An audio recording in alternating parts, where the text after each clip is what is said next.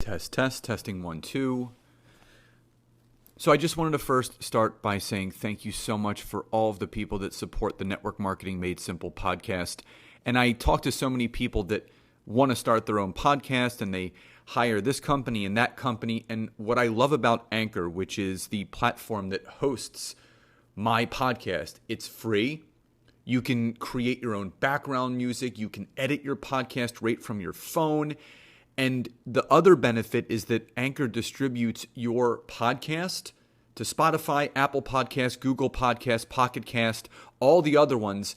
And if you want to monetize it, if you want to make money from your podcast, there's no minimum listenership. You will get ads and sponsors if you choose to, and it's everything you need to make a very successful podcast that benefits people.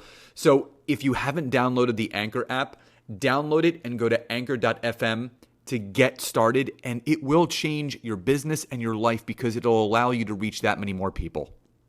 So I'm super stoked about today's episode. It's actually the second interview that I've done in a string of interviews that I'm going to be releasing to you guys, and this is with the amazing Melissa Collins. So in the show notes, you're going to find how you can connect with her on social media. This is someone that lives with no excuses and really didn't understand exactly the power of residual income and network marketing until it kind of hit her in the face. And you're going to hear that in her story today. So I hope you guys enjoy.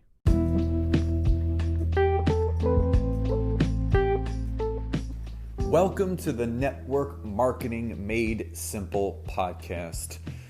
I am Scott Aaron, and each and every week I am going to come to you with simple, short, and powerful tactics and tips on what you can do each day, each week, each month, and each year to grow your network marketing business, income, and team. And just remember, network marketing is not easy, but it can be made easy with simple steps to bring you the success that you truly deserve. Welcome to episode 58 of the Network Marketing Made Simple podcast. If you're a new listener, welcome. And if you are a returning listener, welcome back. And as always, before we get into today's amazing podcast, if you are a new network marketer or even a seasoned network marketer, and you have spent most or all of your time building your business through Facebook and Instagram, and you don't yet know how to optimize and monetize LinkedIn for your business, then head over to my website, www.scottaaron.net. Schedule a free 15-minute discovery call with me where I can learn more about you, your business, where your struggles are, and how we could potentially work together. So, in today's incredible episode, this is another interview with another amazing business builder. And as you heard in the pre-show bio, Melissa Collins is someone who has become a very close friend of mine. What I love about Melissa is she is no BS. She tells it exactly how it is. She does not run an adult daycare center because she actually has daycare centers for children, not adults. But that's a whole other conversation. So again, the point of this interview is to interview all of these top leaders that have all found different ways and methodologies to create the income and create the life that they've truly wanted to create for themselves, their families, and their legacies. So instead of me do the talking, I'm going to do the listening. So Melissa Collins, welcome to today's episode. Absolutely. So I'm going to turn it to you. So for the listeners that are new to this podcast or my returning listeners that aren't familiar with Melissa Collins, who are you and how did you get into network marketing? Oh boy, how much take whatever time you could do the abridged version or just go all in. The time is yours. Okay. So I am a self-described serial entrepreneur. I know you've heard me say that over and over again. I, for the majority of my life, have either owned my own businesses, run my own businesses, built them from scratch. I've owned a lot of brick and mortar businesses. And so about 4 years ago now, 3.5 years ago, I actually just needed to lose some weight. That's really how I got into network marketing. It was a product I think that's a pretty similar story I hear with a lot of network marketers. They start with a product, fell in love with the product, had zero interest in the business, zero, nothing, was incredibly resistant, did nothing with it for a year. For a very long time, I didn't even tell anybody what I was using because I had this weird thing about, I just want to be one of those people that was capable of making my body look like this all by myself. I am not one of those people.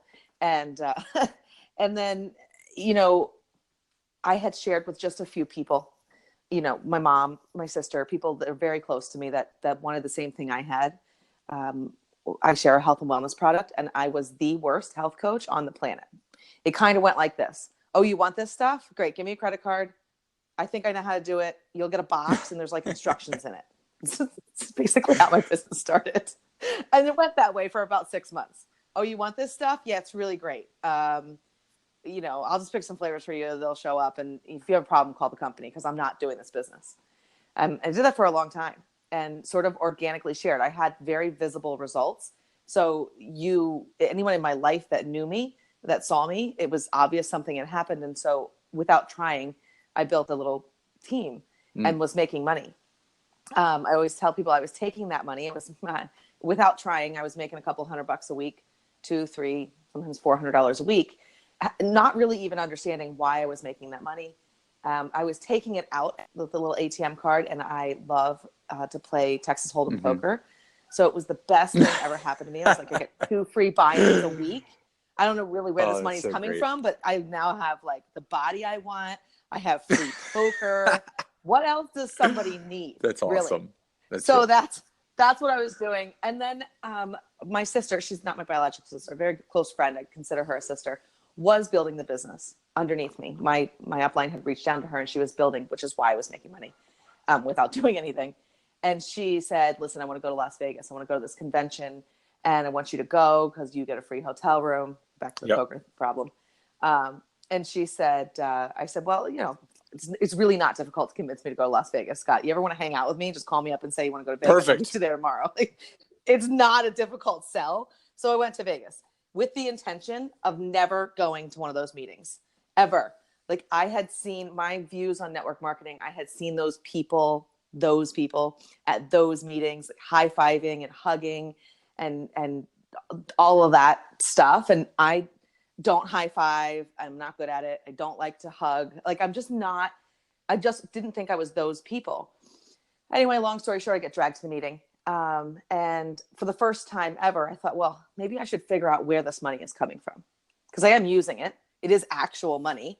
And so I should probably figure it out. And at that meeting, something changed in me. I saw the potential. I may be a little daft, but I do and always have been able to acknowledge and recognize an opportunity when I see one. And so I left that with a tiny little glimmer of hope that like maybe this actually could work. I did nothing. I put no effort in and I'm making money. What would happen if I put 10% effort in? That was day 1 of the meeting. Day 2, I was like, well, what would happen if I put 20% effort in? So by day 3 of the meeting, I left and I'm like, I'm going to put 80% effort in and just see what happens.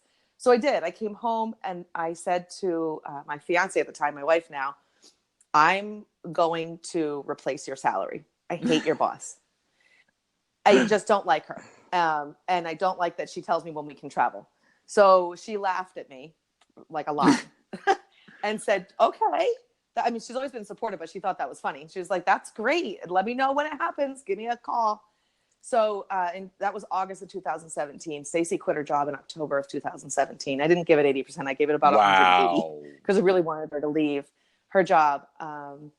And it's been that alone, forget about all the other things that came after that. That alone has been a huge gift in our lives. I mean, we spend every day together. We do whatever we want, when we want, with who we want, like how we want. And I that sounds so cliche coming out of my mouth. And if I had heard that, and I did hear that 4 years ago from somebody, I would have thought that was cliche and silly. But now that I live it, it's so real and it's such a gift in my life. I don't miss anything ever. It's real. And that's what, so it's funny that you say that. I shared this on another podcast and an interview that I actually did yesterday on another podcast.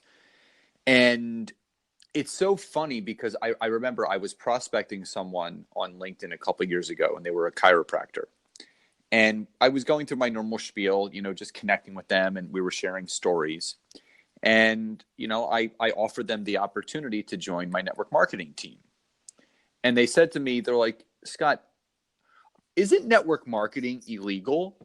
And I said, what do you mean illegal?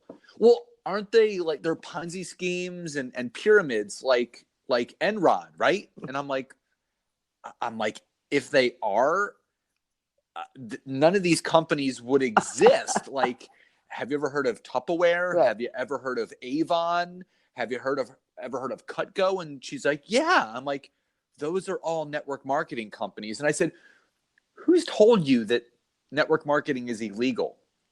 And she was like, some of my friends. And I'm like, oh, so you have some friends that do network marketing?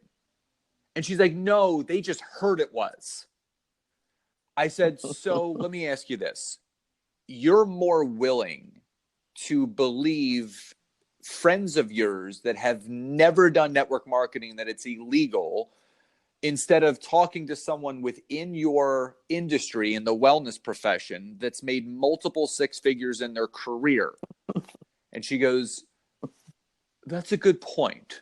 She ended up, quote unquote, having to think about it. But you're right. Like, everyone has that story. I remember going to my first event, and it was in Arizona in 2013. And I don't know if I ever shared this with you, but just like you, because I wanted to replace my income really, really bad. I said yes May 15th, so almost 6 years ago. And the crazy thing was, it took me about 3 weeks to enroll my first person, because I remember being on the phone with people for literally an hour trying to convince them to jump in. And this was before I knew the value of getting a headset for your phone. So I had my phone pressed against my ear for hours a day, and my earlobes were sore. That's how long I was talking to these people. And so here's how crazy it is. So once I closed my first sale, once you get that first taste, I'm like, I could totally do this. And so, believe it or not, between June 10th and September 30th, I enrolled 128 people. My best month, I enrolled 48 people in 30 days. So I went out to this event in Arizona, and Susan Sly, who you and I both know, she comes up to me and she goes, "Are you Scott Aaron?" And literally, I'm like, "Yeah." And she goes, "We need to talk." And so we went up, myself and my enrolling sponsor and my biggest builder at the time. We went up to her suite, and she sat down and she goes, "How did you enroll 128 people in 90 days? I said, "I just talked to people." And I remember going to this luncheon where I was invited to, where they were doing the top enrollers. And so they got to the point where they were announcing the top enrollers in the room. So they were like, just this, that, or the other. And Susan jumps up and she goes, no. Go over the numbers. So Max Larson, who was, before he left for Australia, he was still in the US with us. He goes, for all the people that enrolled 10 people in a month, stand up. And everyone stood up, because the luncheon was for people that enrolled 10 people in a month. And then he said, for all the people that enrolled 20, stand up. And a bunch of people sat down. 30, a bunch more sat down. And then he goes, 35. And there was a room of about 200 people. And there was only 3 people standing. Myself, my number one builder, and JJ Bearden. And then Max said, 40 people?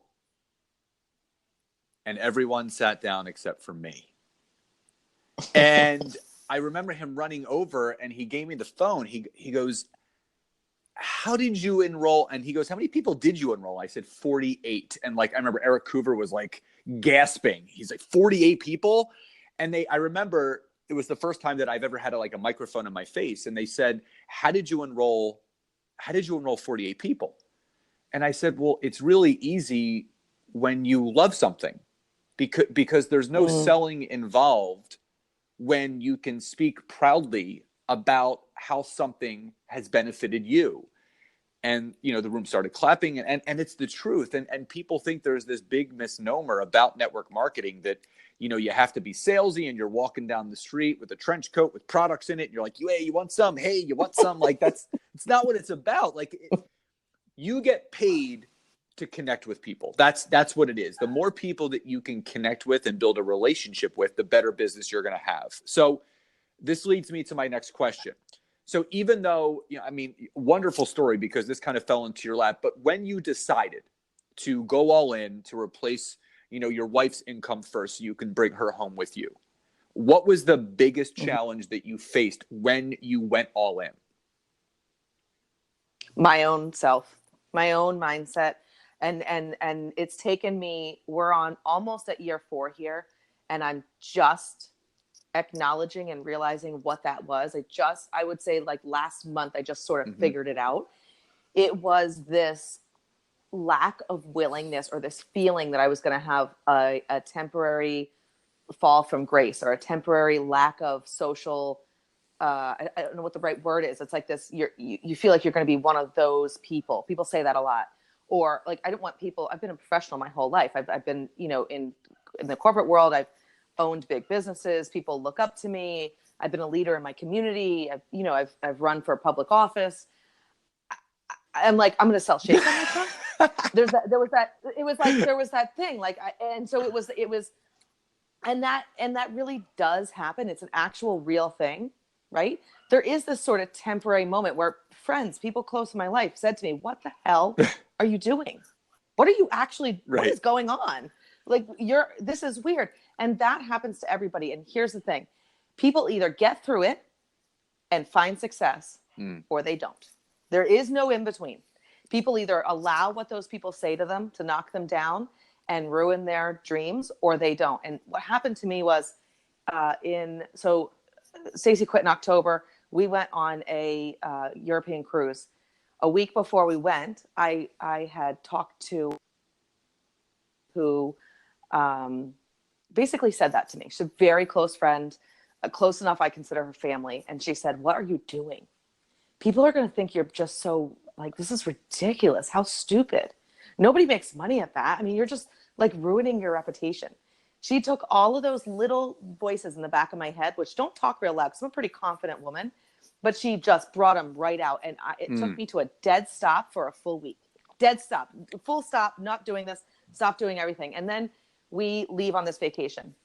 And we're on this great cruise, paid for, by the way, by my income from this company that she said this about.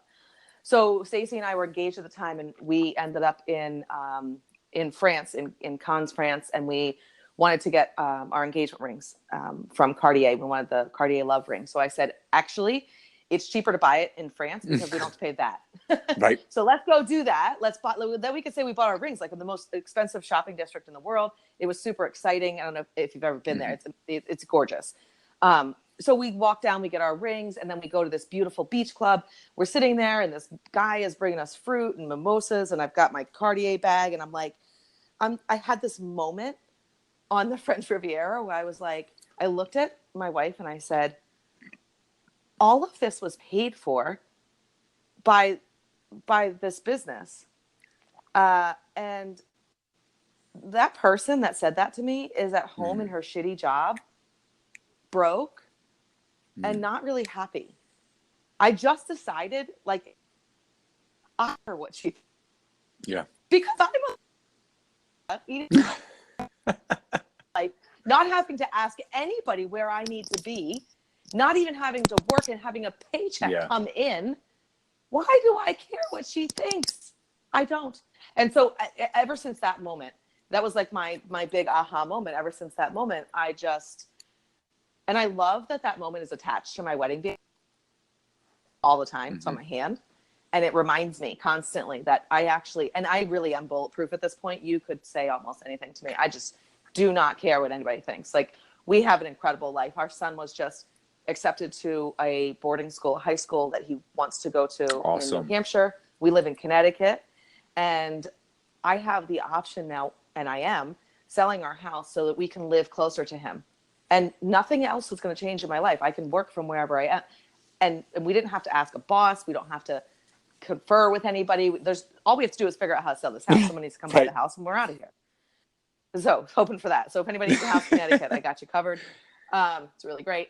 But yeah, so those things are the reasons why, like, you always hear these little quotes, don't take advice from broken, happy people. That's really important information that you should say to yourself over and over again. When someone says something mean to you and you're like, and it cuts you to the gut, take a step back and really look at their life, because healthy, happy, good people don't say things to hurt others. There's something wrong with them that they would say something mean to you. There's something wrong with them. It's not you. And I love that because, Les Brown talks about all the time that other people's thoughts and opinions of you do not have to become your reality. And that's so true. And it reminds me of a story. I remember when I first started with my network marketing opportunity, and I'm still friends with my grade school friends. I post about it all the time. We're all celebrating our 40th birthdays this year.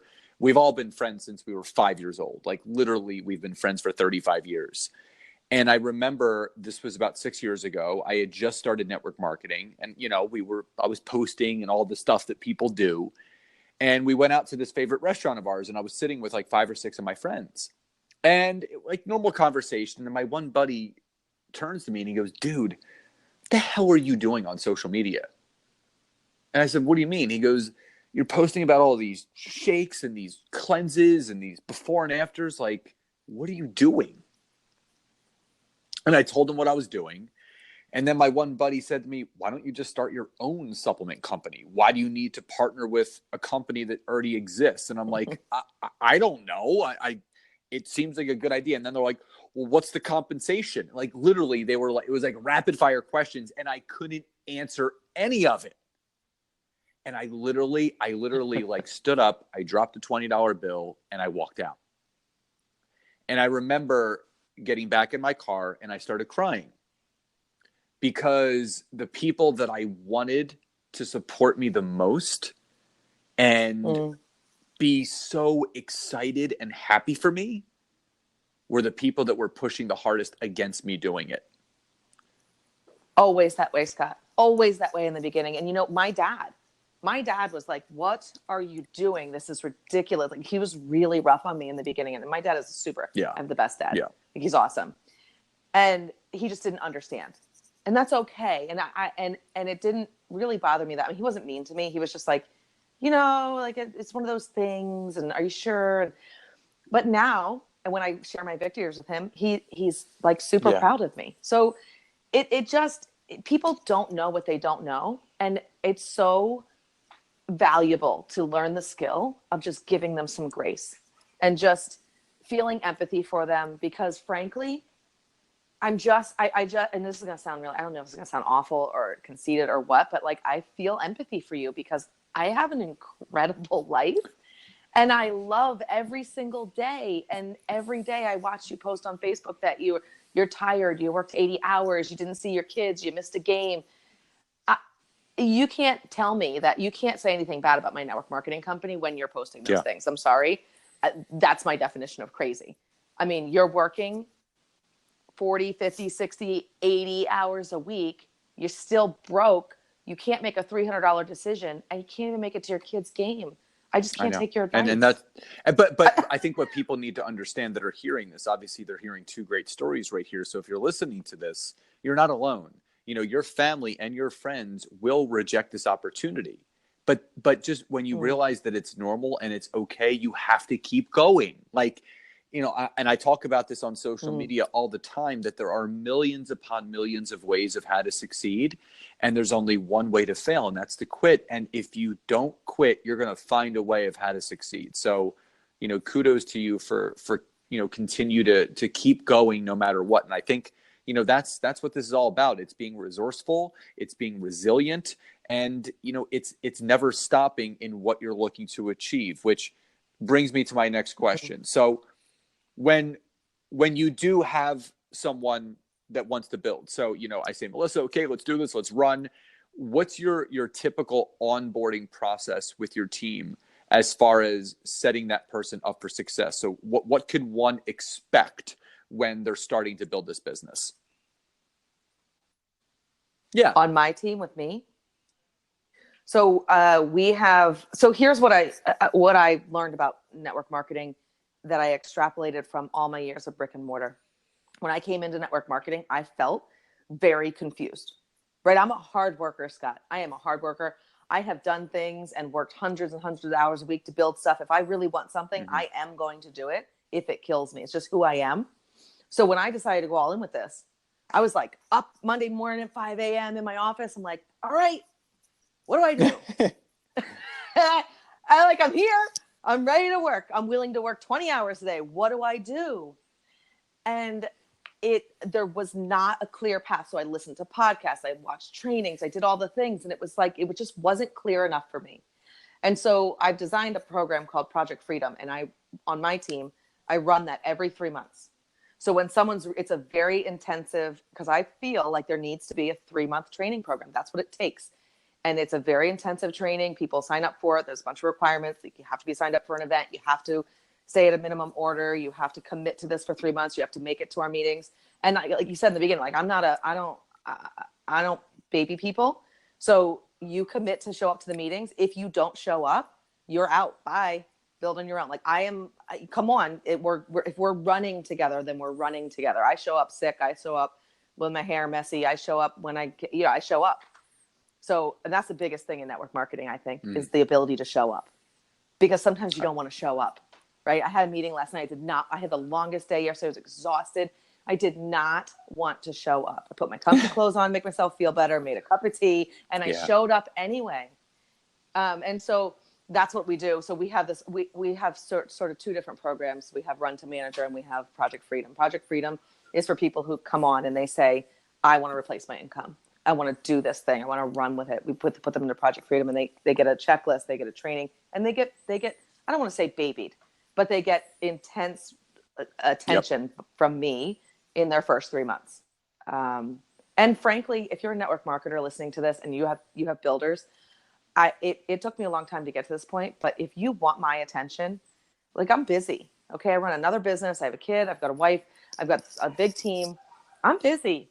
If you want my attention, you need to show that through actions. Like people don't get, you just don't get on the phone with me automatically because you're in my downline. I'm sorry, but you'll have to call someone else if you're not actually willing to do the work. I work with the people that want to work, and I don't drag people along. I just got done with that about 6 months ago. And I finally committed to myself. If you can't show up for me, then I'm not showing up for you. I always say that, actions always speak louder than words. So don't tell me, show me how serious you are. And then obviously that person will get your time. That's wonderful. So a couple questions before we're done. Number one, what would be your number one tip to share with someone if they want to start building? So maybe they don't have an upline, they don't have a downline. It's just them, they're an orphan, and you hear this all the time. What advice would you give that person if they want to start building their business? Okay. So 3 things. First thing, and I think the most important thing, understand your comp plan. You have to understand your comp plan. If you're going to run with this business and you want to make 6 figures, you need to be able to tell other people how you're going to make that. Very simply on a piece of paper. I have a meeting in a half hour. I'm going to meet with somebody who said that to me. Within the first 5 minutes, I'm going to explain to her exactly what she has to do to get to $100,000, because I know it like the back of my hand. My 14-year-old can tell you how to get to $100,000 with our company. So I always tell people, until you can explain it in a way that a 10-year-old can understand and repeat back to you, you don't have it yet. You have to be able to quickly and concisely convey how people are going to make a real salary. Because the only way we make money in network marketing is by recruiting people who want to build. We don't need product users. So the most important thing is to understand the business. Watch your compensation plan videos over and over and over again until you get them. And not for nothing, some compensations, they're not all the same. Okay. They're not all the same. And some of them are, in my opinion, very difficult to get to 6 figures. I spoke to someone the other day who said she's been with her company for 13 years. And I said, oh, so are you a six-figure earner? She said, no, not yet. I said, how many six-figure earners does your company have? She What? said 4. Yeah. I was like, Wrong company. I'm sorry. What did you say? She said 4. I said, that doesn't bother you? Wow. I was like, I was blown away by that. I was like, okay, girl, you got to come over here right now. Like, I don't normally try and flip network marketers. I find that tacky, but that was like, wow, what are you doing? I mean, Trudy Maple's story, she was with her previous company for, I think it's 19 years. She made, the most she ever made was $68,000, something like that. She made $68,000 in a month. Our company. Yeah. She come over to our company and she made $1 million in 24 months. So compensation plans aren't the same. Don't let any company brainwash you. Actually learn your compensation plan. Make sure the work you're going to put in is worth it. And then if you don't have an upline, so I don't really work very closely with mine, and I like them. They're nice, but find a sideline. Find somebody else in your company that you can run with. They don't have to be financially connected with you to run together. We're doing a virtual event Monday with a sideline. We have no financial connection, but we've decided to pair up and join forces and put both of our energies into it. That's powerful. Find somebody that you connect with, that you like, that has your same style and is ready to run. I love that. And again, I think this brings me to my last question, but the companies always want product users, but if you're going to build a business, you want business builders, which brings me to my last question. In your, almost 2+ years of being a professional network marketer, what has been the best thing for you in finding new business-minded people to build the business with you? Well, you know that you answer that question. And it's so funny. I did an interview before, and it wasn't a loaded question because it's people have different answers. So can you say that one more time? No. It's that question. It's LinkedIn. I mean, it is LinkedIn. Without, there's no hesitation. It is 100% LinkedIn. First of all, my biggest business builders, I did not know. They were not my friends and family. They were not people in my network. They're not people on my Facebook. They're not people on my Instagram. They're not people at my coffee shop. They're not somebody I bumped into. They're people from LinkedIn because, and I talk to a lot of people. Here's the problem. Well, I don't want to say the problem with LinkedIn. Here's what I think happens to people when they start using LinkedIn. And I think you told me this, or you may have said this before. LinkedIn's like deep sea fishing. Okay. Facebook and warm market is kind of like fishing in a very small pond where you can see the fish and you like aim at them. LinkedIn isn't like that. A lot of people, but I've gotten really good at talking to them quickly. So I talk to 5 or 6 people a day that I meet on LinkedIn, and they're 15-minute conversations unless it's something I want to continue. So I had a 45-minute conversation last week with a gentleman who I predict you're going to know his name. He is going to be absolutely amazing. I cannot wait to get him going. But so I will continue a conversation for an incredible human being. But for the most part, I get right to it. I don't beat around the bush. There's no secret way in. I'm like, this is network marketing. This is what that means. Are you interested in continuing the conversation? Okay, great. You are? Then let me tell you my story. I don't even tell you my story unless we get past that. So if you have some weird, I don't want to convince you network marketing is good. If you're not open-minded, you're not my people. And I'm just totally okay with that. I don't want to waste my time on people who think network marketing is illegal. But okay, bye. Call me when you're more desperate, because you're obviously not in pain enough to actually be open-minded to other another way to look at it is that I heard recently is that Facebook and Instagram are like barbecues where people go to hang out, to catch up, to talk about school and kids and family and have a drink or two. And then LinkedIn is a global networking event. Every day you log on, there's something going on to network. And that's why people love it so much. When you say to somebody on Facebook, would you like to get on a 15-minute discovery call? What are you trying to sell me? Right. Wait, a phone call? Can you just text me a link? On LinkedIn, when you say, would you like to get on a 15-minute discovery call? They're like, morning or afternoon. Right. I send messages to people. They're like, would love to talk. Here's my number. Let me know when's good for you. I'm like, did that just really happen? And everyone's like, oh my, and when I work with people, they're like, oh my God, these people actually want to talk to you. And I'm like, I know, because it's networking. And it's. Yeah. And here's the thing, Scott, but people need to. You might get some good value out of those people. You might be able to give them something that's more, and they may never enroll, but you are going to find people eventually. And in the beginning, terrible at LinkedIn calls. Terrible. It's embarrassing to think about. but I had to be willing to at it, stuttering, nervous, saying stupid things, freaking people out. I had to get through those people. There's no other way you're going to get good at it. There's no other way you're getting good at this. Yeah, you have to fail forward. All right. So before we sign off, how can people find you on social media? And I know you have your own podcast where people can learn more about you and what you do. So if you could, how can my listeners find you on social media, and how can they find your podcast?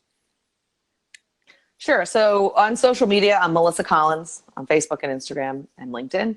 And I have a website where you can get directly a hold of me. It's www.awaken1.net. And then your podcast? Well, I don't really know how to direct you to that quite yet. I can send you a Okay. link. Yeah, send me a link, and I can put it in the show actually, notes where people can listen to some of the episodes. Cool. Well, then hopefully they'll listen to your episode. Thank you. I appreciate that. But above all else, I appreciate you. I appreciate the friendship that we've developed over the last year and a half, almost 2 years now. And you're such a servant leader and what I love about you is that you're no BS, but at the same time, you're no BS because you truly see the value of this opportunity, and you see the value that every person brings to the marketplace. And not even that people, just like you said, end up standing in their own ways. And you've created a system where you can literally set people up for success. And I think that's what a true leader does. And I just wanted to wish you just all the best, continued success, just grateful for your time, your energy, and what you've given to this episode. So thank you so much for being here today. Thanks, Scott. I appreciate you too. Oh, absolutely. So guys, again, thank you so much for joining me today. And again, just remember, network marketing is not simple, but you can take and make simple steps each day to bring the success that you truly deserve. So everyone, please enjoy the rest of your day, and I'll talk to you next time. Bye-bye, everybody.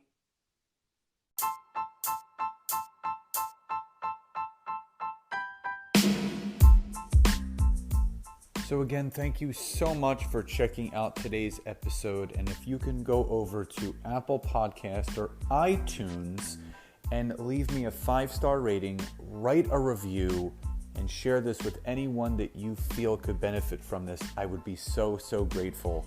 And again, if you would like to learn more about LinkedIn and how I can personally assist you in growing your network marketing business, head over to www.scottaaron.net and schedule a free 15-minute coaching session with me today. Have a great day, and I'll see you guys next time.